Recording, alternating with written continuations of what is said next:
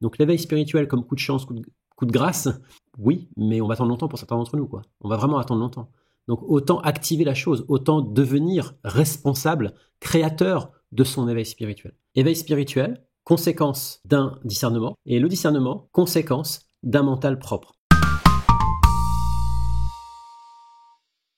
Il y a vraiment beaucoup de personnes qui s'imaginent que l'éveil spirituel, c'est comme un coup de chance. C'est la chance d'avoir été touché par la grâce et ainsi vivre, traverser ce que certains appellent l'éveil spirituel. Si je dois mettre ce sujet à la lumière du yoga, eh ben je pourrais aisément vous dire que non. L'éveil spirituel est accessible et par conséquent, ce n'est pas un coup de chance. Ça ne se limite pas à celles et ceux qui seront, par le hasard de la vie, touchés par la grâce.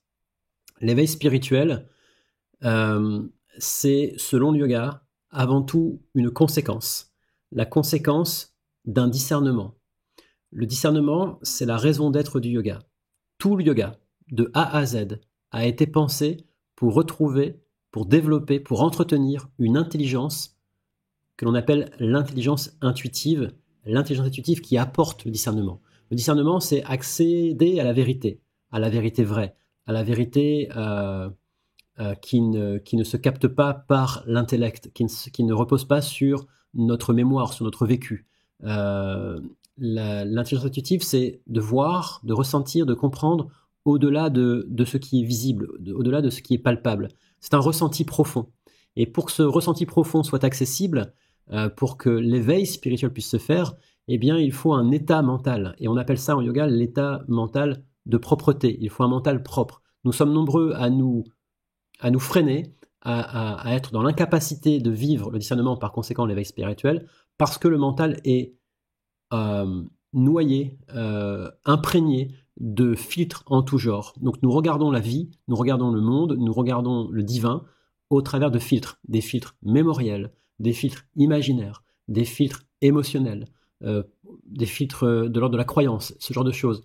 Et du coup, on essaye de tout notre cœur, avec beaucoup de bonnes intentions, on essaye de capter la vérité, mais la vérité ne vient pas à nous parce qu'il y a entre nous et le monde trop de nuages, trop de filtres. Donc l'âme n'est pas touchée, la partie divine de l'humain, la partie divine qui nous traverse, c'est-à-dire nous, l'être qui est dans l'humain, ne peut pas être touché. Donc l'éveil spirituel n'a pas lieu. Encore une fois, la raison d'être du yoga, c'est travailler ces filtres, s'en défaire, les mettre de côté, pour à nouveau laisser à nouveau passer la lumière, être touché réellement par la vie, par la matrice de vie, par la grâce si vous préférez. Et ça se travaille, ça se fait. Le yoga met en avant une multitude d'outils pour retrouver cette aptitude.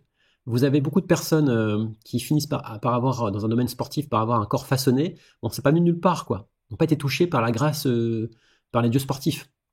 Vous avez d'autres personnes qui sont très très avancées dans un domaine intellectuel. Pareil, ça vient pas de nulle part. C'est la conséquence d'un travail méthodique, d'une vie structurée qui permet d'aller vers cet état recherché, que ce soit physique ou intellectuel. Eh bien, dans le domaine spirituel, c'est pareil.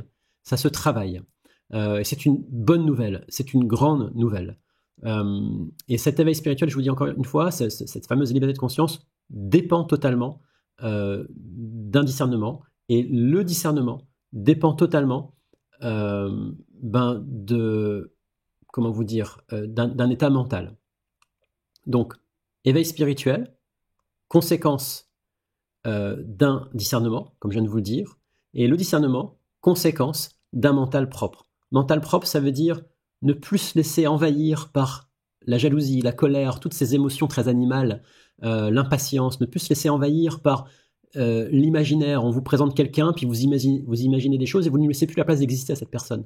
Ne plus se laisser envahir par la mémoire. Vous avez déjà vécu quelque chose quelque part ou avec quelqu'un ou dans un lieu, vous retrouvez ce lieu ou cette personne et vous ne pouvez pas vous empêcher de mettre entre vous et elle ce que vous avez déjà vécu avec elle ou avec le lieu. Et du coup, il n'y a pas de vécu, il n'y a pas de transcendance, il n'y a pas de ressenti, il n'y a pas d'intuition, donc il n'y a pas d'éveil. Il n'y a pas d'éveil possible. Donc l'idée vraiment, c'est de retrouver un mental propre. Et un mental propre, eh bien, c'est possible. Encore une fois, c'est toute la raison d'être du yoga. C'est un travail qui nécessite patience, qui nécessite de la foi et qui nécessite de la détermination. Globalement, on compare le mental à un animal non tenu, non dressé, on pourrait le comparer à un jeune chiot, si vous préférez, souvent je donne cette image. Souvent, dans un contexte indien, on compare le mental à un singe. Le singe, c'est un animal, on va dire, de nature instable, dans le sens où il passe d'une branche à une autre. Eh bien, le mental, c'est un peu ça, quoi. On a du mal à se laisser faire par la vie, on a du mal à se laisser faire par le réel. Et par conséquent, on se relie au réel, mais on met entre nous et le réel beaucoup de choses, beaucoup de branches. On saute comme ça d'un imaginaire à une émotion, d'une émotion à une mémoire, puis ben, on passe à côté du train de l'histoire, quoi. On passe à côté du train de la vérité, on passe à côté du réel. Et donc, ce mental, ce jeune chien, ce singe, ça se dresse. Globalement, il y a une multitude d'outils. Ben, il y a la posture. La posture, c'est prendre possession de son corps pour accéder à des avantages physiques, articulaires, musculaires, mais c'est aussi une façon d'accéder à votre propre corps, mentalement, votre propre corps. C'est-à-dire vous imposer la possibilité d'être en lien avec votre corps. Ben, quand on est en lien avec le corps, on n'est plus en lien avec l'imaginaire, l'émotionnel et la mémoire. C'est fini. On ne peut pas avoir les deux. C'est très binaire, en fait. Donc, prendre possession de son corps, de façon très, très, très spécifique, au travers de la posture, donne la possibilité de nettoyer son mental. Accéder à sa respiration, c'est pareil. En fait, nous sommes composés d'une matière physique, respiratoire, énergétique, sensorielle. On peut capter les sons, les odeurs, la température. Eh bien, en fait, la pratique du yoga, c'est reprendre possession de tout le réel qui est accessible, qui est à portée de main, retourner dans l'instant, comme certains disent, quoi, retourner dans le moment, comme certains aiment dire. Et donc, qu'est-ce qui nous donne accès au moment, à l'instant? Ben, notre matière qui est là, accessible, notre corps, notre respiration et notre environnement. Et pour ça, on a l'activité physique, on a l'activité respiratoire, on a l'activité sensorielle, on a des choix alimentaires pour ne plus subir la fatigue, la léthargie, on a des choix relationnels à faire pour être inspiré par des personnes qui elles aussi sont plus sous l'influence de leur cœur, de l'éveil, que sous l'influence d'une idéologie mémorielle, imaginaire ou émotionnelle. Donc travailler son mental, c'est un vrai sujet, c'est un vrai effort de musculation. Ça ne passera pas que par l'activité physique. En yoga, encore une fois, il y a une multitude d'outils. Comme je viens de vous le dire, respiration, travail sensoriel, relationnel, alimentaire, style de vie, temps de sommeil, etc. Et c'est cet ensemble-là qui va vous amener à l'instant, à un état, on va dire, d'honnêteté, quoi. Vous allez développer une honnêteté dans votre relation au monde. Vous allez vous mettre en vérité, en fait, avec le monde.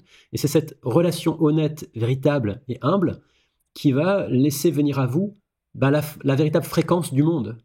Et c'est là où l'éveil va avoir lieu. C'est là où vous allez être touché. C'est là où vous allez pouvoir vous positionner en fonction de la vérité et non plus en fonction de vos croyances, de votre mémoire et de votre imaginaire.